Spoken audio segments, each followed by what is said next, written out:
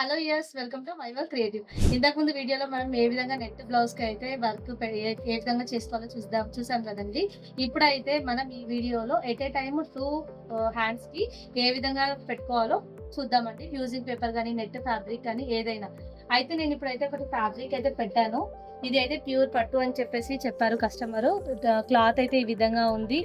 450 rupees. అందుకని చెప్పేసి నేనైతే జాగ్రత్తగా చేయాలి కాబట్టి క్లాత్ కూడా కొంచెం ట్రాన్స్పరెంట్ ఉంది, పట్టు మిక్స్ కాబట్టి నేనైతే డబల్ లేయర్ అయితే ఫ్యూజింగ్ తీసుకున్నాను. ఆల్రెడీ మన దగ్గర ఫ్యూజింగ్ పేపర్ అనే థిక్నెస్ ఉంటుంది, అయినా కూడా ఎందుకైనా మంచిదని చెప్పి డబల్ తీసుకున్నాను. దాన్ని వచ్చేసి ఈ విధంగా అండి, మన ఫ్రేమ్ ఎంత లెంత్ ఉందో అదే లెంత్లో నేను ఫ్యూజింగ్ పేపర్ అయితే తీసుకుని దాని కింద ఇది ఫ్యూజింగ్ పేపర్ ఇది ఉంది కదా, నేనైతే ఒకసారి డిజైన్ అయితే ఇదండి, మన హ్యాండ్కి వచ్చేసి ఈ విధంగా ట్రయాంగిల్ షేప్ అయితే ఉంటుంది హ్యాండ్. ఆ హ్యాండ్ డిజైన్ అయితే వేయాలనుకున్నాను. సో ఒకసారి అవుట్లైన్ చెక్ చేసుకుందాం, ఇప్పుడు ఏ విధంగా వస్తుంది, ఎక్కడ వస్తుంది అనేది. నేనైతే కింద ఒక 1 ఇంచ్ గ్యాప్ పెట్టుకోవాలనుకున్నాను. ఇంకా సెంటర్ మార్కింగ్ అయితే జనరల్గా నేను ఇక్కడ మార్కింగ్ చేసుకున్నాను అండి ఫ్రేమ్కి ఈ విధంగా. సో ఈ విధంగా ఎవరైనా ఫ్రేమ్కి మార్కింగ్ చేసుకుంటే, నేననే కాదండి, మీరు కూడా ఎవరైనా ఇట్లా చిన్న చిన్న టిప్స్ ఫాలో అవుతే మీకు ప్రతిదీ మార్కింగ్ చేసుకోవాలి అన్న ఇబ్బంది కూడా ఉండదు. ఇక్కడ ఫ్రేమ్ కనిపిస్తుంది కదా, ఈ ఫ్రేమ్లో బౌండరీ పాయింట్స్ అనేది నేనైతే మార్క్ చేసుకున్నాను. ఇక్కడ ఈ విధంగా ఫ్రేమ్ ఉంది కదండి, ఫ్రేమ్లో అయితే ఇక్కడ ఒక ఆరో మార్క్, ఇక్కడ ఒక ఆరో మార్క్ అయితే పెట్టుకున్నాను. ఎందుకంటే ఇవి మిడ్ పాయింట్స్ అనమాట. హ్యాండ్కి నేను ఎప్పుడు వేసుకున్నా కూడా హ్యాండ్ మిడ్ పాయింట్స్ అనేది నేనైతే కన్ఫర్మ్ చేసుకుంటా. ఇందాక మీరు చూసారు కదా, ఇక్కడ నుంచి ఫ్రేమ్ అయితే అవుట్లైన్ అనేది వేసింది. సో మనం జనరల్గా ఈ డిజైన్ వేసినప్పుడు కింద అయితే ఒక 2 to 3 ఇంచెస్ బార్డర్ అయితే ఉంటుంది. సో అదే విధంగా నేనైతే ఈ విధంగా ఉంది కదండి, ఈ విధంగా నేనైతే డబల్ అయితే తీసుకుంటున్నాను. నెట్ కూడా డబల్ తీసుకుంటున్నాను. ఏ డిజైన్కైనా నెట్ ప్యాటర్న్కి ఖచ్చితంగా 2 to 3 లేయర్స్ అయితే నేను తీసుకుంటాను. ఎందుకంటే నెట్ అనేది చాలా ట్రాన్స్పరెంట్ ఉంటుంది, కస్టమర్స్ హ్యాండ్లింగ్ కూడా నాకు తెలియదు కాబట్టి కొంచెం డబల్ లేయర్ అయితే నెట్ ఉంటే ఈజీ ఉంటుందండి. ఎందుకంటే కస్టమర్స్ దగ్గర సింగిల్ లేయర్లో కొంచెం అటు ఇటు దాని కిందస్ కానీ ఎక్స్ట్రా థ్రెడింగ్ కానీ పోతే ఇబ్బంది అవుతుంది. సో డబల్ లేయర్ ఉంటే ఏంటంటే మంచిగా థిక్నెస్ ఉంటుంది ఫ్యాబ్రిక్ అయితే.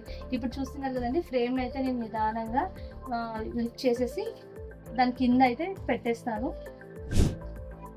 చూస్తున్నారు కదండి, ఇప్పుడు ఏదైతే ఉందో అది 2 సైడ్స్ ఈక్వల్గా పంపిస్తున్నాను నేను, బోత్ సైడ్స్.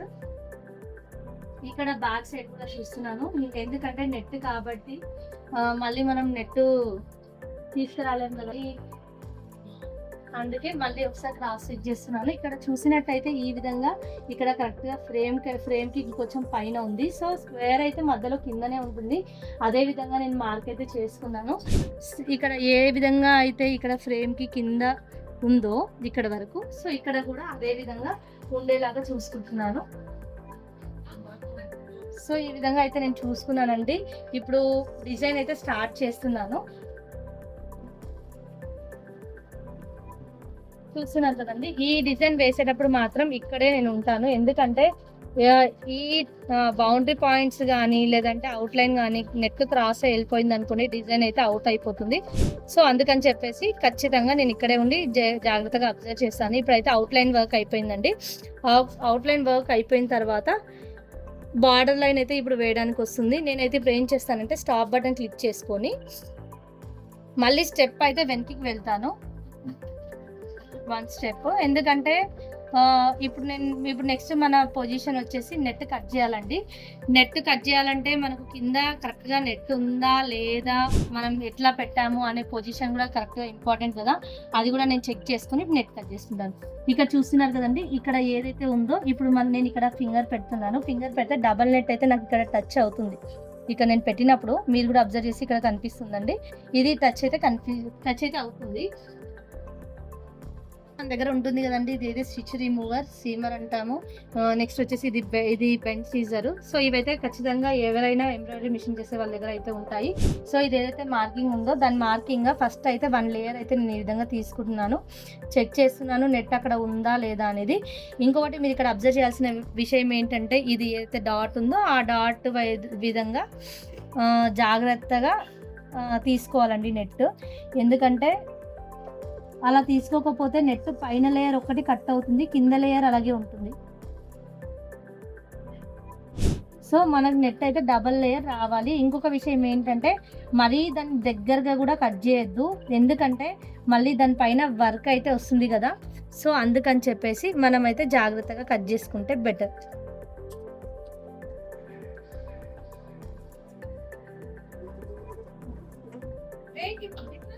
ఇప్పుడైతే చూస్తున్నారు కదా, ఈ విధంగా అయితే కటింగ్ అయితే చేసుకోవాలి. ఈ విధంగా నెట్ అయితే కట్ చేసుకోవాలి. ఇంత ఎక్స్ట్రా క్లాత్ అయితే ఉంచొద్దండి, ఇంకొంచెం తక్కువ ఉంచితే బెటరు. ఎందుకంటే ఇప్పుడు ఇక్కడ చూస్తున్నారు కదా, ఇంత క్లాత్ ఉంటే ఏంటంటే గ్రిప్ ఉంటుంది నెట్కి కానీ ఫ్యాబ్రిక్కి కానీ.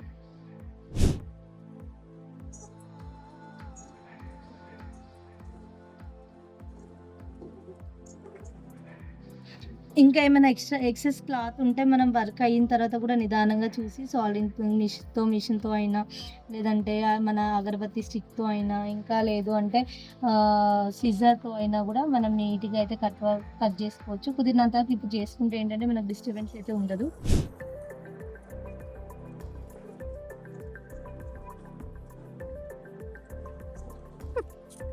చూసారు కదండి, ఈ విధంగా నెట్ అయితే చూడొచ్చు. చూసారు కదండి, ఈ విధంగా నెట్ అయితే నేను కట్ చేసుకున్నాను. ఇక కట్ చేసుకుని వర్క్ స్టార్ట్ చేసేసి కంప్లీట్ చేసుకోవడమే. ఏదైతే మనం నెట్ పెడుతున్నామో అది ఇక్కడ చూస్తున్నారు కదా, ఈ ఏరియాలో మనకు ఈ పాయింట్ కంటే ఒక 2 ఇంచెస్ 1 ఇంచ్ కొంచెం పైన ఉంటే బెటర్. ఇది అయిపోయిన తర్వాత నెక్స్ట్ ఇంకో హ్యాండ్కి జరిపేసి ఇంకో హ్యాండ్ కూడా సేమ్ యాజ్ ఇట్ ఈస్ ఇది అవుట్లైన్ వేసేసి కట్ చేసుకుంటే ఎట్ ఏ టైం 2 హ్యాండ్స్ అయితే అయిపోతాయి. జనరల్గా మనకు తెలియదు కాబట్టి ఫస్ట్ ఒక హ్యాండ్ పెట్టి మళ్ళీ ఇంకో హ్యాండ్ పెట్టి డబల్ వర్క్ అవుతుంది. సో టైం వేస్ట్ అవుతుంది. మనది కూడా చాలా మంది మ్యారేజ్ సీజన్ ఉంటుంది కాబట్టి షెడ్యూల్ బిజీ ఉంటుంది. సో అలాంటి టైంలో టైం సేవ్ చేసుకోవాలంటే ఇలా ఫాలో అవుతే చాలా బెస్ట్ అండి. మీకు కూడా టైం సేవ్ అవుతుంది. చూసారు కదండి, నేను చూపించిన ఈ కట్ వర్క్ ప్యాటర్న్ అనేది ఏ విధంగా నెట్ ప్యాటర్న్ చేసుకోవాలో. సో మన వీడియో అనేది మీకు నచ్చిందని అనుకుంటున్నాను. మన నచ్చినట్లయితే లైక్ చేయండి, షేర్ చేయండి. Thank you.